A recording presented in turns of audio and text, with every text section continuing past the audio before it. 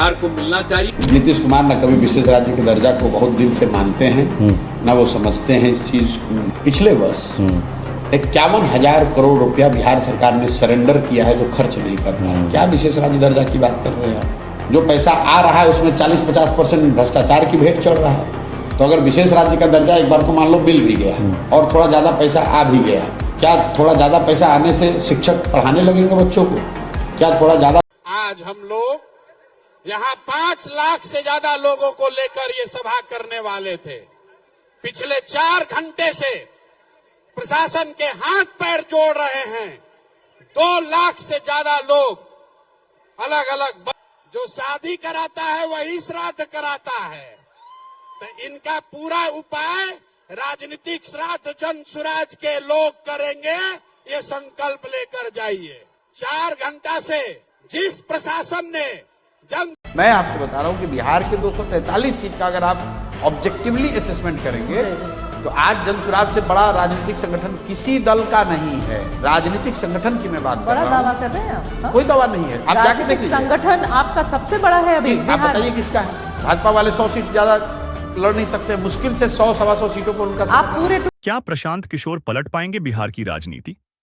जनसुराज 2025 में क्या करेगी? नमस्कार दोस्तों, स्वागत है आपका हमारे चैनल पर। आज हम बात करेंगे एक ऐसे शख्स की जिसने भारतीय राजनीति में चुनावी रणनीतिकार के मायने ही बदल दिए। जी हां, हम बात कर रहे हैं प्रशांत किशोर यानी पीके की। कभी पर्दे के पीछे रहकर बड़े बड़े नेताओं को जीत दिलाने वाले पीके अब खुद सक्रिय राजनीति में उतर चुके हैं। सवाल यह है कि क्या 2025 के बिहार विधानसभा चुनाव में प्रशांत किशोर और उनकी नई पार्टी जनसुराज बिहार की दशकों पुरानी सियासी बिसात को पलट पाएगी? आइए गहराई से समझते हैं। कौन है प्रशांत किशोर?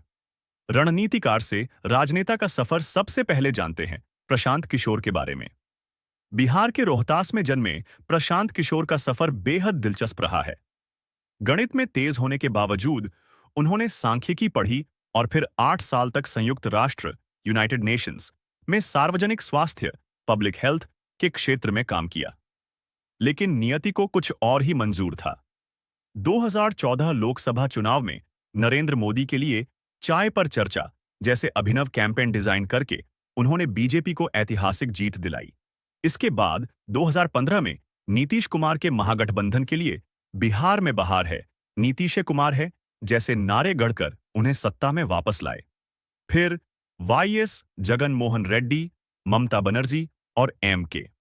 स्टालिन, एक के बाद एक कई दिग्गजों को जीत दिलाकर उन्होंने खुद को चुनावी रणनीतिकार का बेताज बादशाह साबित किया। हालांकि कुछ समय के लिए वो जनता दल यूनाइटेड में शामिल भी हुए, लेकिन वैचारिक मतभेदों के चलते 2020 में उन्होंने पार्टी छोड़ दी। और फिर 2022 में प्रशांत किशोर ने एक बड़ा ऐलान किया कि अब वो बिहार की राजनीति में सीधे एंट्री लेंगे। 2 अक्टूबर 2022 को महात्मा गांधी की जयंती पर प्रशांत किशोर ने बिहार से अपनी जन सुराज पदयात्रा शुरू की। हजारों किलोमीटर की इस पदयात्रा के दौरान उन्होंने बिहार के गांव-गांव जाकर लोगों से सीधा संवाद किया, उनकी समस्याओं को सुना। सभी 243 सीटों पर चुनाव, 40-60 टिकट महिलाओं को, शिक्षा, रोजगार, पलायन पर फोकस। और अब अक्टूबर 2024 में उन्होंने अपनी खुद की राजनीतिक पार्टी जनसुराज लॉन्च करने की घोषणा कर दी है। जनसुराज की रणनीति और दावे क्या हैं? सभी 243 सीटों पर चुनाव। जनसुराज ने ऐलान किया है कि वे सभी 243 विधानसभा सीटों पर अपने उम्मीदवार उतारेंगे। महिलाओं को प्राथमिकता, पीके ने घोषणा की है कि उनकी पार्टी 40% टिकट महिलाओं को देगी, जो बिहार की राजनीति में एक बड़ा और क्रांतिकारी कदम हो। शिक्षा और रोजगार पर फोकस। उनका मुख्य एजेंडा शिक्षा, रोजगार और बिहार से पलायन रोकना है। उनका चुनाव चिन्ह स्कूल बैग भी इसी बात पर जोर देता है। लालू नीतीश मोदी से हटकर विकल्प। प्रशांत किशोर लगातार कह रहे हैं कि बिहार की जनता अब स्थापित चेहरों से ऊब चुकी है और बदलाव चाहती है। वो खुद को एक तीसरे विकल्प के रूप में पेश कर रहे हैं। जमीनी स्तर पर काम। जनसुराज पदयात्रा के जरिए उन्होंने एक बड़ा जमीनी अभियान चलाया है जो उनकी ताकत है। 2025 की चुनौतियां, क्या बिहार बदलेगा? लेकिन दोस्तों, क्या प्रशांत किशोर की जनसुराज पार्टी बिहार की पारंपरिक और जातीय समीकरणों वाली राजनीति को बदल पाएगी? ये इतना आसान नहीं है। उनके सामने कई बड़ी चुनौतियां हैं। राजनीतिक अनुभव की कमी। जनसुराज एक बिल्कुल नई पार्टी है। प्रशांत किशोर ने रणनीतिकार के रूप में तो कामयाबी हासिल की है, लेकिन एक पार्टी नेता और संगठन के रूप में ये उनकी पहली बड़ी परीक्षा होगी। स्थापित पार्टियों का वर्चस्व बिहार में एनडीए, बीजेपी प्लस जेडीयू और महागठबंधन आरजेडी प्लस कांग्रेस पर लेफ्ट जैसे मजबूत गठबंधनों का अपना एक बड़ा जनाधार है। इन्हें तोड़ना और अपनी जगह बनाना आसान नहीं होगा। वोट कटवा का ठप्पा।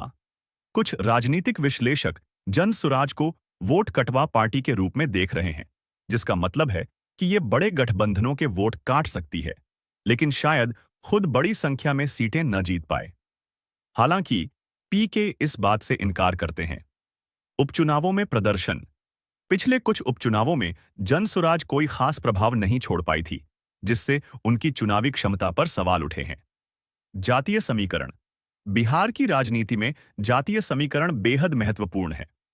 जनसुराज जाति विहीन या जाति से ऊपर की राजनीति करने का दावा करती है, लेकिन यह देखना होगा कि बिहार के मतदाता इस पर कितना भरोसा करते हैं। मुख्यमंत्री का चेहरा। हाल ही के एक ओपिनियन पोल में तेजस्वी यादव मुख्यमंत्री की पसंद के रूप में अभी भी आगे हैं, जबकि प्रशांत किशोर कुछ अन्य नेताओं से भी पीछे हैं। तो दोस्तों, 2025 के बिहार विधानसभा चुनाव में प्रशांत किशोर की जनसुराज पार्टी एक तीसरा कोण, थर्ड एंगल, बनाने की पूरी कोशिश कर रही है। वे अपनी नई सोच, जमीनी संपर्क और शिक्षा रोजगार जैसे मूलभूत मुद्दों पर फोकस करके बदलाव लाना चाहते हैं। क्या वे किंगमेकर की भूमिका में आ सकते हैं? अगर किसी भी बड़े गठबंधन को स्पष्ट बहुमत नहीं मिलता है, तो जनसुराज छोटी संख्या में सीटें जीतकर भी किंगमेकर की भूमिका निभा सकती है। उनकी सफलता इस बात पर निर्भर करेगी कि वे अपने संदेश को कितनी प्रभावी ढंग से जनता तक पहुंचा पाते हैं और खुद को मौजूदा राजनीतिक विकल्पों से कितना अलग साबित कर पाते हैं। बिहार की जनता क्या वाकई लालू नीतीश मोदी के नाम से हटकर स्कूल बैग को चुनेगी? ये तो वक्त ही बताएगा। प्रशांत किशोर एक जाने माने भारतीय राजनीतिक रणनीतिकार और अब राजनेता हैं। उन्हें चुनावी रणनीतिकार के तौर पर बहुत प्रसिद्धि मिली है। शुरुआती जीवन और शिक्षा। प्रशांत किशोर का जन्म 1977 में बिहार के रोहतास जिले के कोनार गांव में हुआ था। उनके पिता बिहार सरकार में डॉक्टर थे। उन्होंने अपनी शुरुआती शिक्षा बक्सर में पूरी की। गणित में अच्छी पकड़ होने के बावजूद उन्होंने आईआईटी में जाने की बजाय दिल्ली यूनिवर्सिटी के हिंदू कॉलेज में सांख्यिकी का विषय लिया, लेकिन तबीयत खराब होने के कारण बीच में ही पढ़ाई छोड़नी पड़ी। बाद में उन्होंने लखनऊ और हैदराबाद से ग्रेजुएशन और पोस्ट ग्रेजुएशन की डिग्री हासिल की। आपको क्या लगता है, क्या प्रशांत किशोर बिहार की पारंपरिक राजनीति को बदल पाएंगे?